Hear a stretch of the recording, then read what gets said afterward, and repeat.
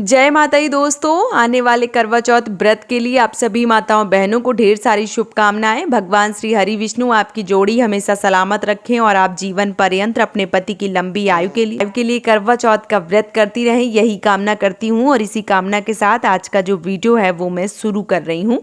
दोस्तों, आज के वीडियो में मैं बात करने वाली हूँ करवा चौथ व्रत में मासिक धर्म या पीरियड से गुजर रहे होते हैं तो आपको जो श्रृंगार है वो कैसे लेना चाहिए। बहुत सारी बहनों के ये प्रश्न आ रहे हैं कि दीदी पीरियड से हैं तो सुहाग जो है वो हम चढ़ाएंगे या नहीं चढ़ाएंगे, कैसे लेंगे, क्या करेंगे। तो संपूर्ण प्रश्नों का जवाब जो है वो इस वीडियो में आप सबके साथ शेयर कर रही हूँ। तो चलिए शुरू करते हैं आज का वीडियो और जान लेते हैं पीरियड से जुड़ी संपूर्ण महत्वपूर्ण जानकारियाँ।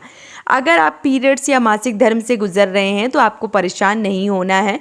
अगर मान लीजिए कि आपका चौथा दिन है या पांचवा दिन है, बहुत सारे लोगों को शुद्धिकरण जो है वो नहीं होता है और अगले दिन उनका शुद्धिकरण जो है वो होने वाला है, तो ऐसे में आप अपने घर के जो भी बड़े हैं उनसे श्रृंगार की चीज़ें चढ़वा दीजिए और अगले दिन स्नान ध्यान करके जो सुहाग है, जो श्रृंगार है वो आप ले सकती हैं। बहुत सारी ऐसी बहनें जिनका पहला दूसरा दिन है उनको भी ये मतलब दिमाग में ये चीज़ें आ रही हैं कि सुहाग का क्या करें, क्योंकि साल भर का ये व्रत है।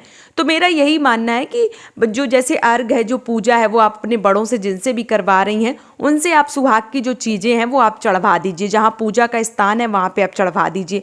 और जो जैसे मान लीजिए आप शुद्ध हो जाती हैं तो फिर आप जो सुहाग है वो स्नान ध्यान करने के बाद में ले लीजिए। अगले दिन या एक दो दिन बाद जब भी आप शुद्ध होती हैं उस दिन आपको सुहाग जो है वो ले लेना चाहिए। बहुत घर की परंपरा ऐसी होती है कि साड़ी के पल्लू में सिंदूर जो है वो बांध लिया जाता है, फिर जब शुद्ध हो जाते हैं तब लगाया जाता है। तो अगर आपके घर की परंपरा ऐसी है तो आप कर लीजिए, क्योंकि जो परंपराएं हैं अपने घर के जो रीति रिवाज हैं हमें उसी प्रकार से करना चाहिए।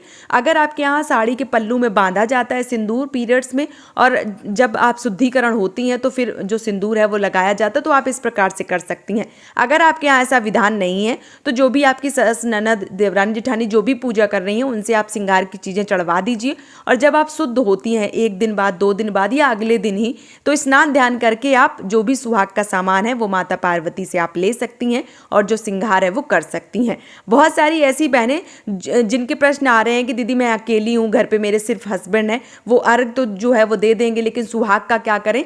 तो देखिए, जो सुहाग की सामग्री है, जो पोटली बन के आती है, वो आप अपने भगवान जी के मंदिर में चढ़वा दीजिए। जब आप शुद्धि की अवस्था में हो जाती हैं तो फिर आप स्नान ध्यान करके माता पार्वती को चढ़ा के और जो श्रृंगार है वो अपना कर सकती हैं। मतलब जैसे आपने सिंदूर उनको चढ़ा दिया या बिंदी लगा दी, तो वो सारी चीज़ें जो है वो आप कर दीजिए, घर के मंदिर में रख दीजिए। जब आप शुद्ध हो जाती हैं फिर आप माता पार्वती को जी चीज़ें हैं वो चढ़ा के और खुद जो है वो धारण कर सकती हैं। इस प्रकार से पीरियड्स में जो श्रृंगार है, जो सुहाग है वो लिया जाता है। और बाकी श्रृंगार जो है वो आप कर सकती हैं, बस सूखा वाला सिंदूर जो है वो नहीं लगाया जाता है। अगर आपके बाल एक बार धुल चुके हैं तो आप सूखा वाला सिंदूर जो है वो भी लगा के करवा चौथ का जो व्रत है वो पूरी विधि विधान से कर सकती हैं।